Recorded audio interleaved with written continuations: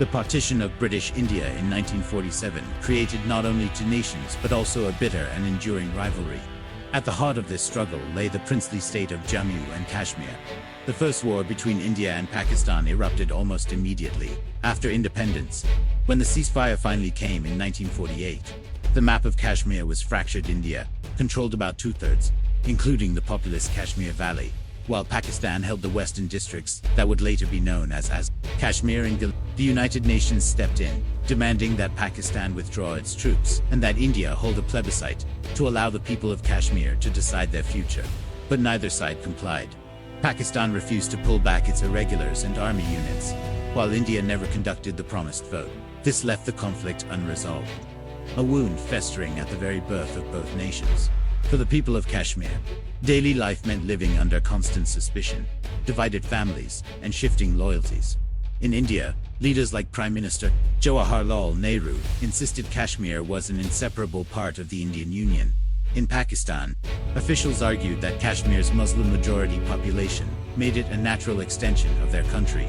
Each anniversary of independence only deepened the bitterness, with parades, propaganda, and speeches reminding citizens that Kashmir was not just a piece of land, but a symbol of national identity. The 1950s passed without resolution. Instead, both states hardened their positions. In Pakistan, school children were taught that Kashmir was their rightful homeland awaiting liberation. In India, Kashmir became proof that a secular, democratic state could embrace people of all faiths. But behind the rhetoric, both militaries prepared for the day when words would no longer suffice. This unresolved legacy of the First Indo-Pakistani War meant that another clash was not a matter of if, but when. By the early 1960s, the next war was already taking shape. The 2 decades following partition pushed India and Pakistan onto very different geopolitical paths. Pakistan, facing insecurity about its size and resources compared to India, sought external allies to level the playing field. By 1954, it had firmly aligned itself with the Western Bloc of the Cold War. Through the Mutual Defense Assistance Agreement with the United States, Islamabad secured billions in military aid. American-supplied Patton tanks, F-86, Sabre jets, F-100 for starfighters, and modern artillery poured into Pakistan. While Britain contributed Centurion tanks and naval aircraft, training programs polished the professionalism of the Pakistani officer corps, giving them confidence that technology could bridge their numerical inferiority. India, by contrast, pursued non-alignment under Prime Minister Nehru.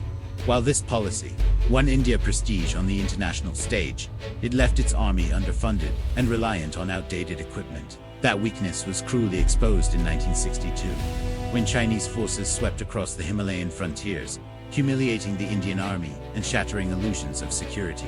For India, the debacle was a shock to the national psyche. It forced New Delhi to abandon complacency and modernize. The timing worked in India's favor. By the mid-1960s, the Soviet Union had broken with Mao's China, and Moscow was eager to court India as a strategic partner. In came MiG-21 fighters, T-55 tanks, and sophisticated air defense systems. The Americans, though allies of Pakistan, also provided limited support to India after the 1962 war, supplying transport planes and artillery to ensure Beijing could not exploit Indian weakness. France added to the arsenal with Aragon and Mistar for fighter aircraft. Slowly, India began closing the gap. Yet, the diplomatic distance between New Delhi and Islamabad widened. Pakistan believed Kashmir's Muslim majority would rise up if given a spark.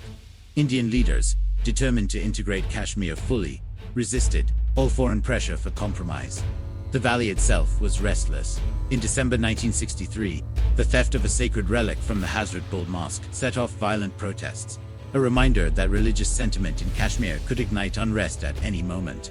When Sheikh Abdullah, the most popular Kashmiri leader, was released from prison in 1964 and sent to Pakistan to explore peace, there was a flicker of hope.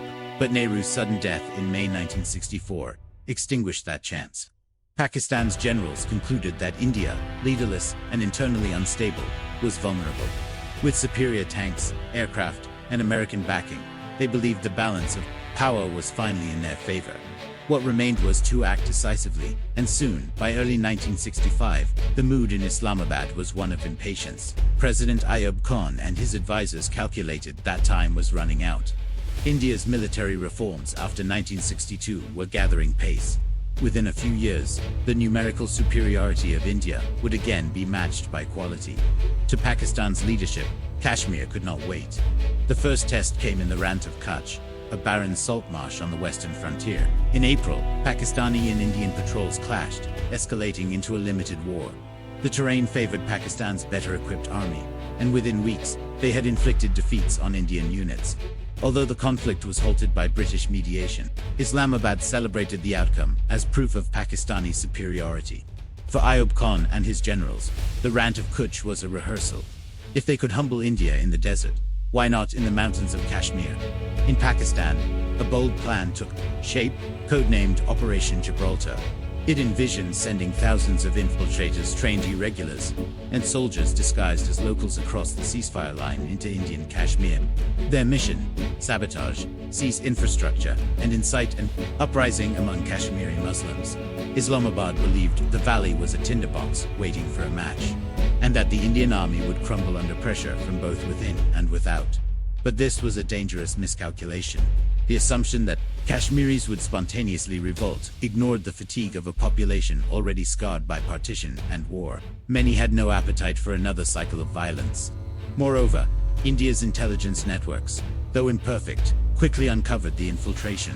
Instead of rebellion, locals reported infiltrators to Indian authorities. Villagers turned them in, and Pakistani units were hunted down before they could gain a foothold by mid-August. It was clear Operation Gibraltar had failed. Instead of weakening India, it provoked a ferocious response. Indian forces counterattacked across the ceasefire line, targeting key passes and positions. The war that Pakistan had hoped to keep confined within Kashmir now risked spiraling into a full-scale confrontation between the two nations. On August 5, 1965, the first waves of infiltrators slipped across the ceasefire line. They carried weapons, explosives, and high expectations of sparking a mass rebellion. Indian sources estimated their numbers at 30,000 to 40,000, though Pakistani accounts placed them closer to 5,000 to 7,000. Regardless of the figure, the operation's intent was ambitious: seize control of bridges, roads, and airfields, cut communications, and paralyze Indian authority in Kashmir. But instead of rebellion, confusion reigned. The infiltrators struggled to blend in, their accents, uniforms, and tactics betraying them. Civilians grew suspicious, and soon reports flowed into Indian garrisons. Patrols ambushed infiltrators, captured documents, and broadcast evidence of Pakistan's role. The illusion of a spontaneous Kashmiri revolt collapsed. For India, the failure of Gibraltar was an opportunity. On August 15th, Independence Day, Indian troops crossed the ceasefire line in a bold counterstroke. Their target, the Hajipir Pass, a vital mountain corridor linking Pakistani positions in Poonch and Uri. The terrain was unforgiving: steep ridges, heavy shelling, and unpredictable weather. Yet the Indian 1 para-battalion stormed enemy posts under artillery fire, forcing withdrawals. The next day, the 68th Infantry Brigade executed a daring flanking maneuver. While one platoon kept Pakistani defenders pinned, the rest scaled treacherous slopes to outflank the pass. Caught off guard, Pakistani troops retreated, and by August 27th, Hajipir was in Indian hands.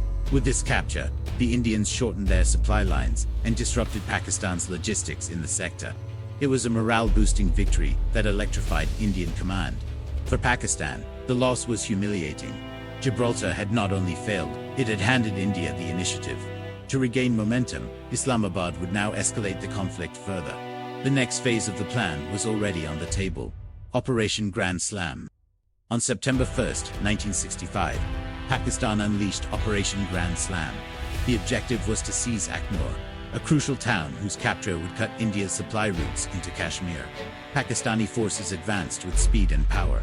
Their American-made Patton tanks and heavy artillery overwhelmed Indian defenders, and by nightfall, they had advanced 7 to 8 kilometers. But just as the breakthrough seemed within reach, politics intervened. President Ayub Khan abruptly replaced General Akhtar Malik, the operations architect, with General Yahya Khan. The change disrupted command at the worst possible moment. Units lost momentum, communication faltered, and the advance slowed. That pause gave India time to rush reinforcements. Soon, Pakistani columns faced stiff resistance.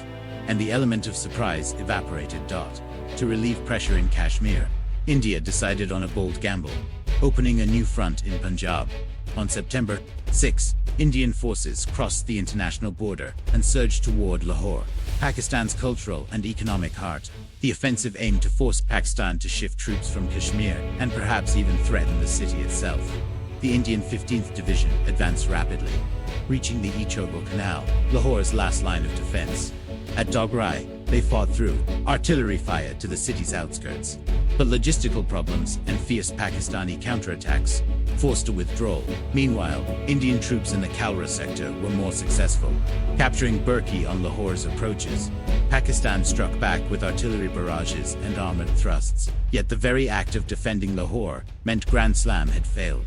Pakistan was now fighting for survival, not conquest. The war had expanded beyond Kashmir into the heartlands of both nations. If the War of 1965 is remembered for one thing, it is the massive tank battles that raged across Punjab. On September 8, Pakistan's 1st Armored Division launched a counter toward Kemkaran.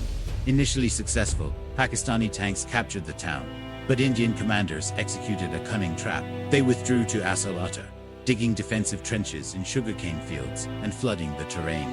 When Pakistani Pathans rolled in, they bogged down in the mud. Hidden Indian centurions and Shermans opened fire from the flanks.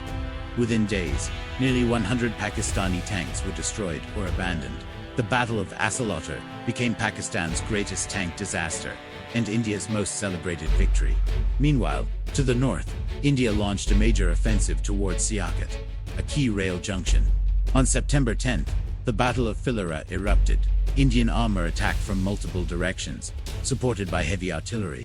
Once again, Centurion tanks proved superior to the Pathans, particularly in night fighting. Pakistani units retreated, leaving Phillora in Indian hands. But the fight did not end there. At Chawinda, Pakistan massed reinforcements, determined to halt the Indian advance. What followed was the largest tank battle since World War II. Hundreds of tanks clashed across open fields, artillery shook the earth, and fighter jets roared overhead. For 4 days, the struggle raged, with over 160 tanks destroyed. Indian forces pressed hard, but Pakistani counterattacks by the 25th Cavalry held the line. At last, the Indian advance stalled.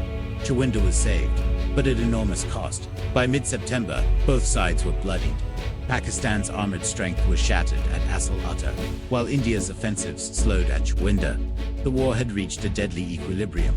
As September wore on, the war settled into stalemate. Neither India nor Pakistan could deliver a decisive blow.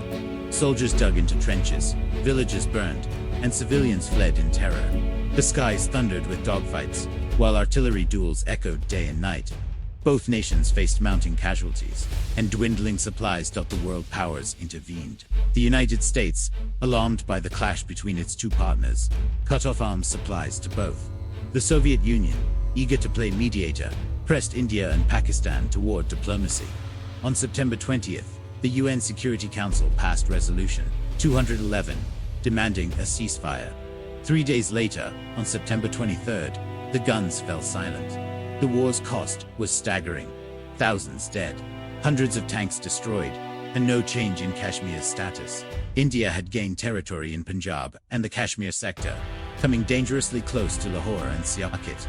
Pakistan, though resilient in defense, had failed in its grand objective of altering the status quo in Kashmir. For many historians, the war marked a strategic setback for Islamabad. In January 1966, under Soviet mediation, Prime Minister Lal Bahadur Shastri of India and President Ayub Khan of Pakistan met in Tashkent, Uzbekistan. There they signed the Tashkent Declaration, agreeing to withdraw to pre-war positions. But the agreement satisfied neither public. Indians mourned when Shastri died suddenly in Tashkent, while many Pakistanis blamed Ayub Khan for failing to deliver. Victory. The war left legacies that shaped South Asia for decades. For India, it was a demonstration of resilience and the beginning of greater confidence in its armed forces. For Pakistan, it was a sobering lesson that superior weapons did not guarantee success against a larger adversary. And for Kashmir, it was yet another reminder that its people remained pawns in a struggle between two nations unwilling to compromise. Though declared a stalemate, the 1965 war deepened animosities, hardened borders, and set the stage for yet another bloodier conflict in 1971. The rivalry between India and Pakistan would continue to dominate the region's destiny.